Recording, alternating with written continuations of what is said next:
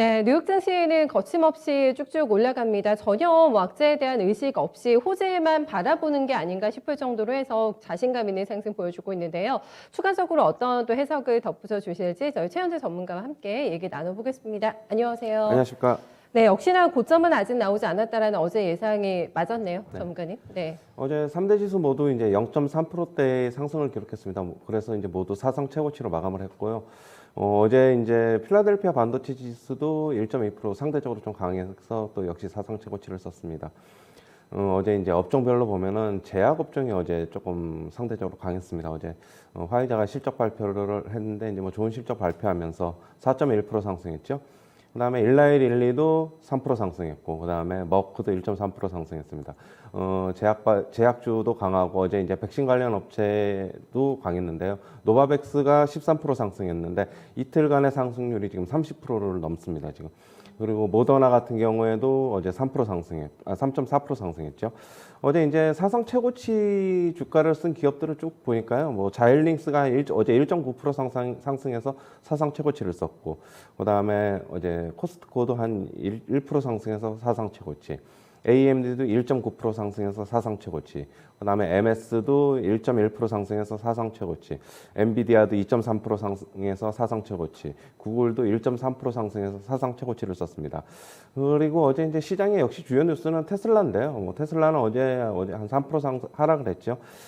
어제 뭐 일론 머스크 회장이 이제 CEO가 얘기를 했는데 아직 허츠와 계약 맺지 않았다라고 얘기를 했는데 허츠 측에서는 반박을 했죠. 지금 차량 인도 중이라고 그렇게 얘기를 했는데 지금 예전에도 이제 과거에 이제 테슬라 그러니까 일론 머스크 CEO를 보면은 테슬라가 주가가 한참 잘 가고 있을 때 어떻게 보면은 주가에 좀 찬물을 끼얹는 발언을 뭐 트위터를 통해서 예전에도 했었습니다. 뭐 2017년이나 2020년 뭐 그 전에도 뭐 2013년, 14년도 있었는데 뭐 그때 당시에 뭐 얘기하는 거는 뭐 주가가 너무 지금 과대평가돼 있는 것 같다. 지금 뭐 그런 식으로 얘기하면서 좀 주가가 잘 가고 있는데 뭐 그런 식으로 멘트를 했었죠. 그러나 그 이후에 이제 테슬라 주가를 보면 그 이후에도 뭐 계속적으로 상승했습니다. 그리고 어제 이제 뭐 테슬라 이제 차량 리콜 소식도 있었는데요. 11,700대가 맞나요? 11,700대. 11,700대가 지금 리콜 중이라고 얘기를 했는데, 지금 2017년부터 현재까지 이제 미국에서 판매 중인, 지금 차량 가운데 차량을 이제 리콜하고 있다고 얘기했는데, 완전 자율주행 베타 소프트웨어 합재된 차량으로 지금 자율주행에서 이제 오류가 발생했기 때문에 이제 리콜을 하고 있는 것으로 보고 있습니다. 지금, 그리고 이제 어제 언더아머가 이제 16.5% 이제 급등했는데요. 컨센을 큰 폭 상회하는 실적을 발표했죠. 그리고 이제 가이던스도 상향 조정했기 때문에 어제 상당히 주가가 강했습니다. 그리고 화이자는 아까 이제 말씀드렸고, 화이자는 이제 어제 뭐 또 실적 발표했는데 매출하고 이제 주당 순이익이 컨센을 상회했습니다. 어제 이제 화이자 측에서는 백신의 이제 연간 매출 코로나 백신의 연간 매출 전망치를 360억 달러로 약 7.5% 정도 상향 조정했습니다.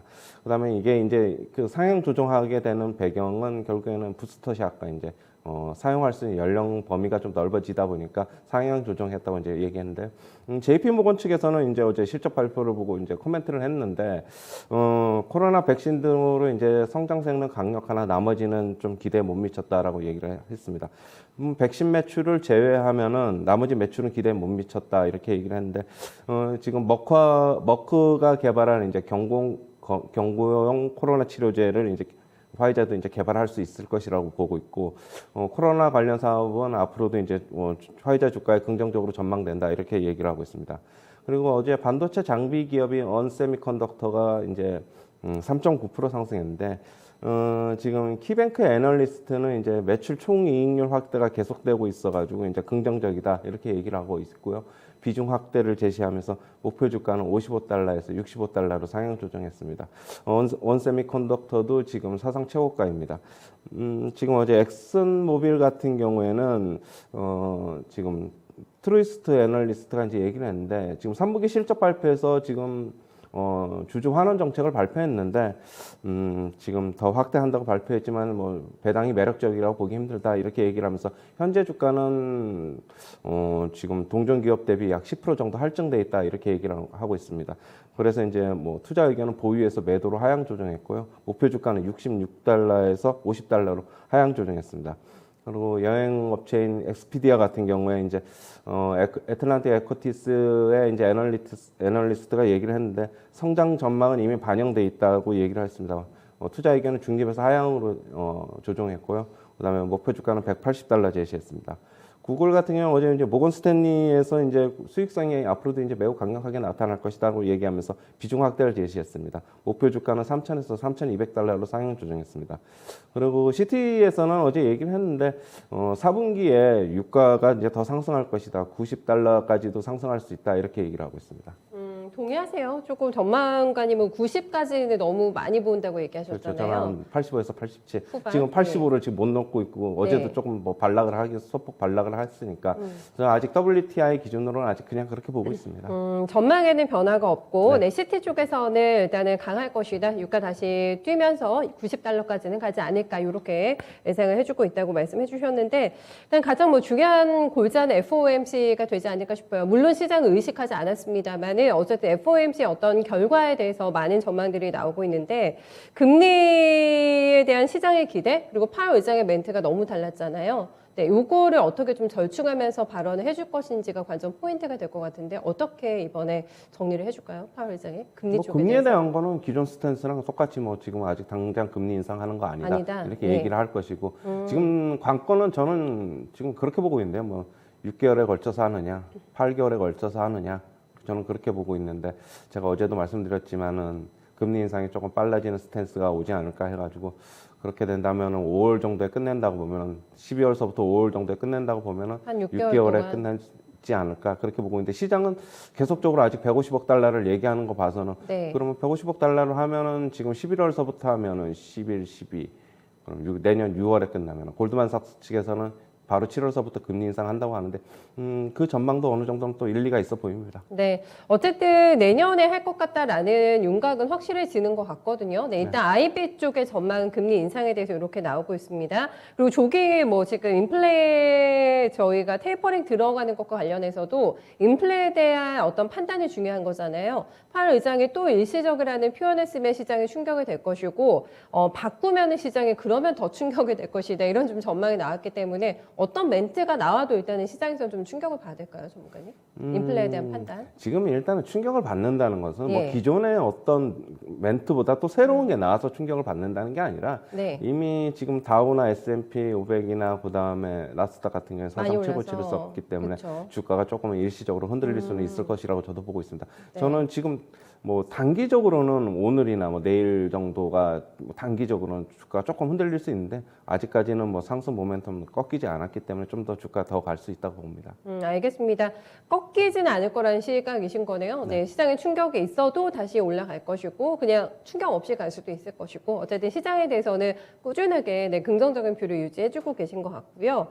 파월 의장의 연임 여부에 대한 또 전문가님의 개인적인 생각과 이게 또 정책에 어떤 영향을 미치게 될지도 좀 궁금한데 간밤에 바이든 대통령이 최대한 빨리 발표하겠다 네, 연임 여부에 대해서 이렇게 얘기를 했고 FOMC가 조만간 있고 이렇습니다. 이게 좀 영향을 미칠까요? 연임?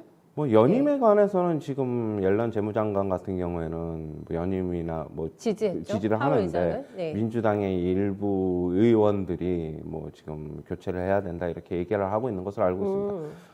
지금 뭐 그거랑은 FOMC 뭐 그거 회의하고는 좀 별개의 문제고요. 결국에는 저는 뭐 연임될 것이라고 보고 있는데 민주당에서 일부 의원들이 지금 파월이 조금 교체해야 된다는 의견이 있는 걸로 봐서는 조금 약간 트러블 마찰이 있는 것으로 보고 있어가지고 그러나 저 뭐 금방 발표할 것으로 지금 보고 있고 저는 긍정적으로 보고 있습니다. 네, 연준 의장의 직책이 너무 무겁잖아요. 뭐 세계 뭐라고 해야 될까요? 경제 대통령이라고 부를 수 있을 정도로 막강한 영향력을 행사하기 때문에 혹여나 또 의장이 바뀌면 정책의 노선이 조금 달라지지 않을까라는 생각을 해볼 수가 있겠는데 당장은 연임 가능성이 높지 않을까 네, 이렇게 예상을 또 해주고 있습니다. 조모 조모들을 보면은 뉴욕 증시는 왜 이렇게 신고가가 많이 나는지 전문가님께서 조모들을 쫙 야유해 주시는데 웬만해선 다 신고가구나 이런 생각이 또 들었거든요. 굉장히 종목들이 잘 버티네요. 네, 웬만해서는 신고가. 그러니까 이게 제가 뭐 S&P 500을 전부 다 볼 수는 없잖아요. 그냥 이 중요한 기업들만 보고 했는데도 이 정도고. 그리고 신고가는 아니지만 신고가의 근처에 다가간 기업들도 상당히 많습니다. 많고, 예. 뭐 그렇기 때문에 지금 뭐 어떻게 보면 상당히 부럽죠. 우리나라 시장하고는 좀 틀리게.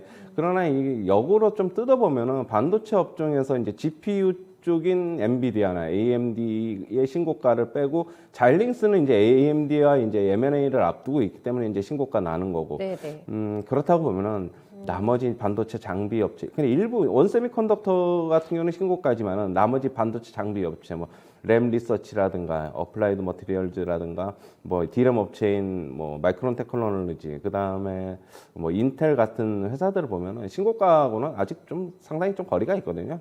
주가 많이 하락한 걸로 봐서는 우리나라의 뭐 삼성전자, SK하이닉스, 뭐 나머지 반도체 장비 업체들 같은 경우에도 비슷한 맥락이라고 좀 보고 있습니다. 네.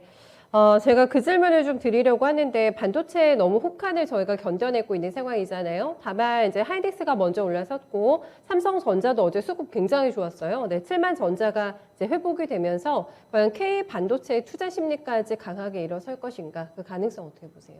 제가 뭐 한 오늘이 수요일 한 열흘 전에 산업 리포트 시간에 이제 삼성전자는 주가는 바닥 쳤다 이렇게라고 이제 저점 확인했다라고 이제 얘기를 예. 했고 SK하이닉스는 마찬가지라고 얘기했는데 뭐 주가는 못 올랐지만 그 레벨에서 더 이상 깨지는 않지 않았습니까? 제가 대신 그때 얘기를 하면서 삼성전자는 오름폭은 좀 더딜 것이다라고 말씀을 드렸죠. 분명히. 상승률은 하이닉스 더 많이 봐주신 분명히 거죠? 말씀을 드렸고 당분간은 올해 내에는 저는 저점이 6만 8,500원이었나요?